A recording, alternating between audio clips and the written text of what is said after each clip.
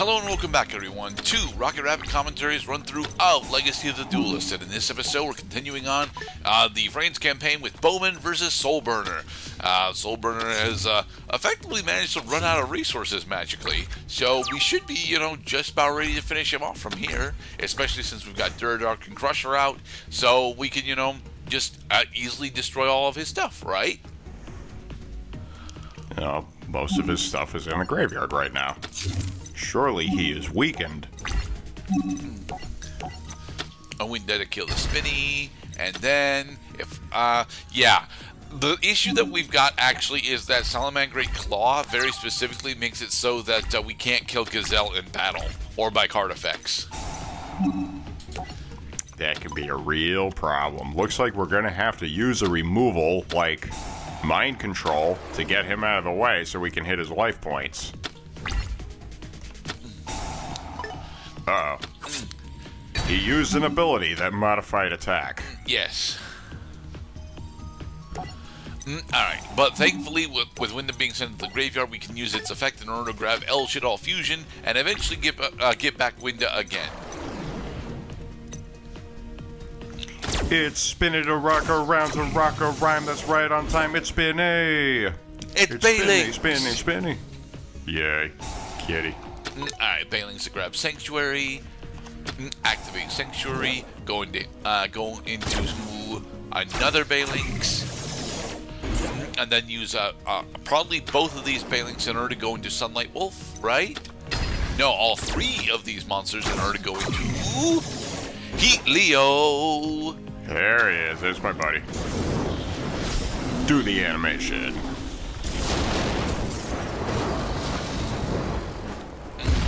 Now we are boned.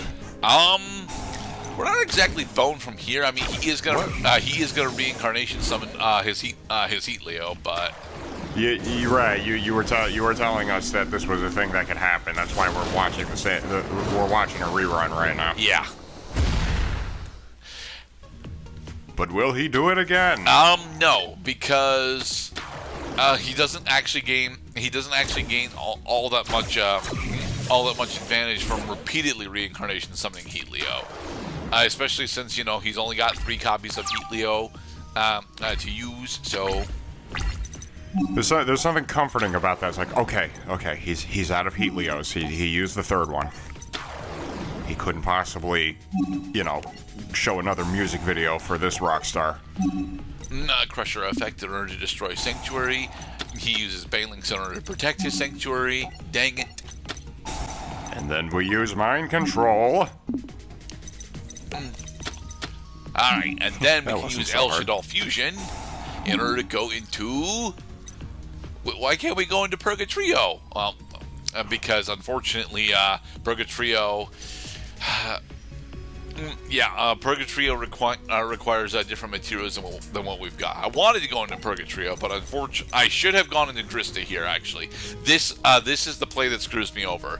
Because I didn't go into Grista, I have the problem of, well, how else am I going to get rid of Heat Leo now? Right, because you were trying to use him as a material, yeah. Which is, right now, that's the number one reason why you want to use Mind Control on your opponent's monster, is so you can turn that monster into a material for, like, an extra deck monster, basically. Yeah. As powerful as Winda is, cannot exactly run over Heat Leo. So somebody's gonna remain the top dog. Squamata sends it to the graveyard, though, so I'm thinking that what I should actually do is send either Hedgehog or Falco. Now we're gonna send Core, though, and then Core's effect will allow us to grab El Shadoll Fusion again. Yeah, we can only use it once per turn, though. Right? Yes. You can only activate one El Shadoll Fusion per turn, and among the cards that give that condition that you can only use it once per turn, that is probably one of the most appropriate. And we win. No, we don't. Shit, because we can't attack with a monster that we got with Mind Control. I forgot about that. Yeah.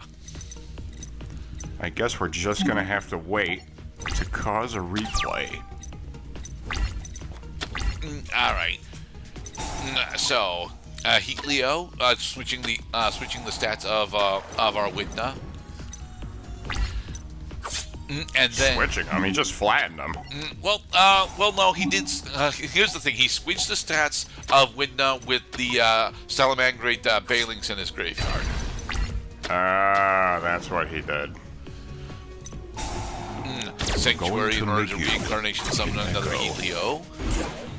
Is it? Oh, okay. So this is the no. This is the. I can't tell if this is the one that was already in the extra deck or the one that he put back. It's both. So there.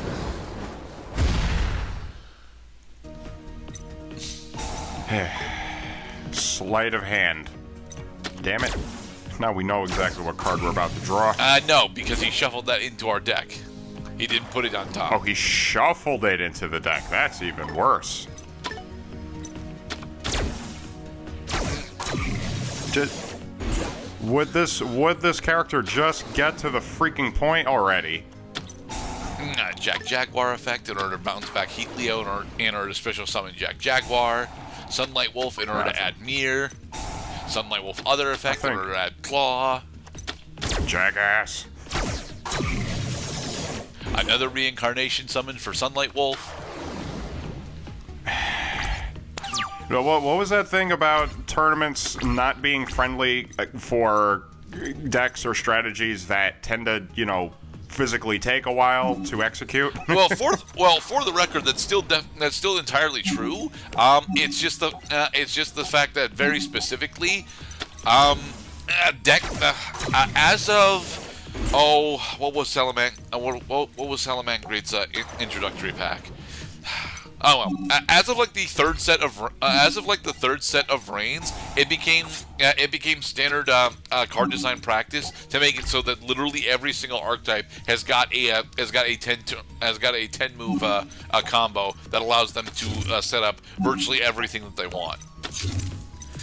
That's an interesting and also a rather relieving standard to put into perspective what Yu-Gi-Oh has become. It's like, okay, I put on my little show. Now it's your turn to put on your little show. Show me what you got. You see, that's kind of what Yu-Gi-Oh would like to have actually become. But unfortunately, the competitive scene very specifically means that, well, they don't really ever get. We don't ever really get to see that side of Yu-Gi-Oh because. Though the best way to beat your opponent in competitive Yu-Gi-Oh is to prevent them from playing the game. So, virtually every single piece, every single deck is forced to run multiple instances of effective interaction that your opponent cannot see coming, but has to predict that you have anyway. Reincarnation. Right, because this still is a game about keeping things hidden from your opponent. That's why you can put cards face down on the table. Yep. And also just goes to show, you have a higher probability of winning a game of Yu-Gi-Oh as the number of moves you make throughout the game increases. Oh, time to battle fade.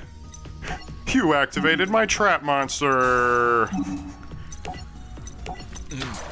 Alright, so with Battle Fader, will we actually be able to build a board off of 1.5 cards in order to actually take down Soulburner? Because Jesus Christ, he refilled his entire hand in just 2 turns. Yes.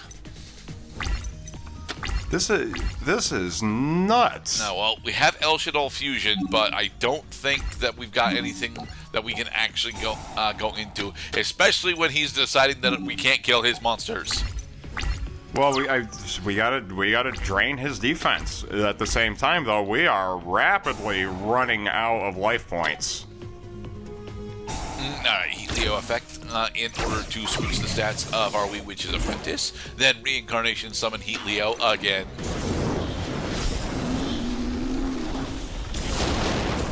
Now, if this was a contest to see who could get the most summon animations during the game, that also should be considered a win condition in Yu-Gi-Oh! Is make your opponent watch the summon animations for your monsters more than he makes you watch the summon animation for his monsters.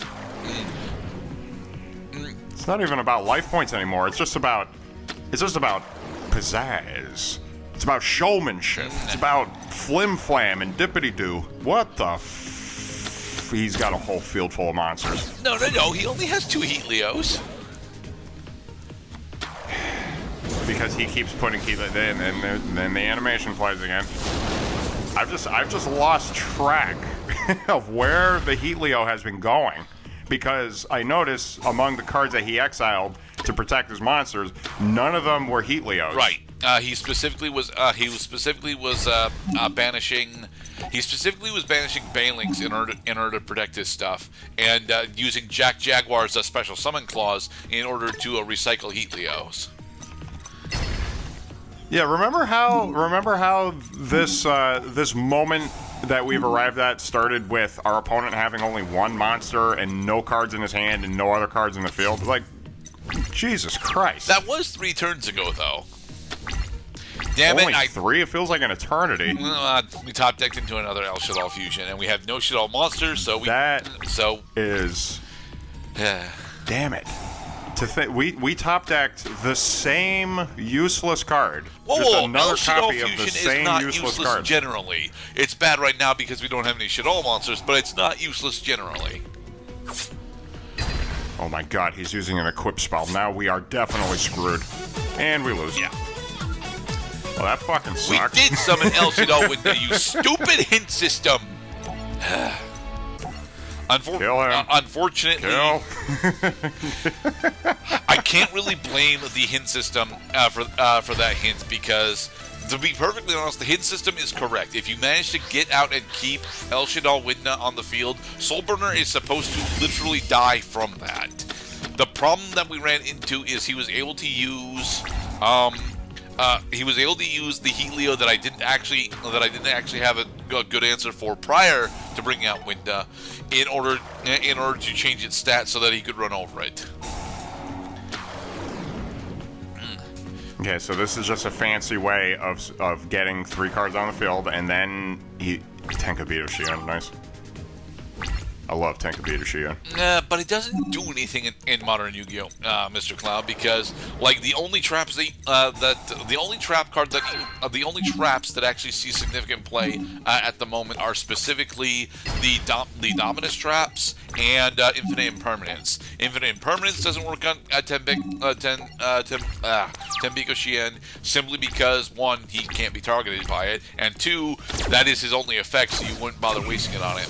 And 2, because his only effect is that he's immune to traps, the impulse cards also wouldn't work on him. Okay, there's the Sanctuary. Okay, so now we got him. Oh shit! But his turn hasn't ended yet. Yep, here we go. Yeah, he goes into Banelinks, and then from here he uses both of his Banelinks in order to go into Sunlight Wolf.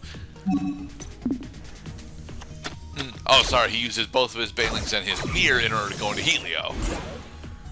Okay, there he is. You know who.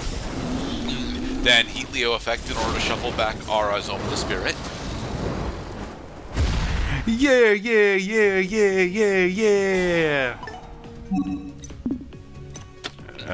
Right, we can't. Yep, shuffle, and then... The Incarnation Summon. Banelinks. Oh, no, another Heatlio.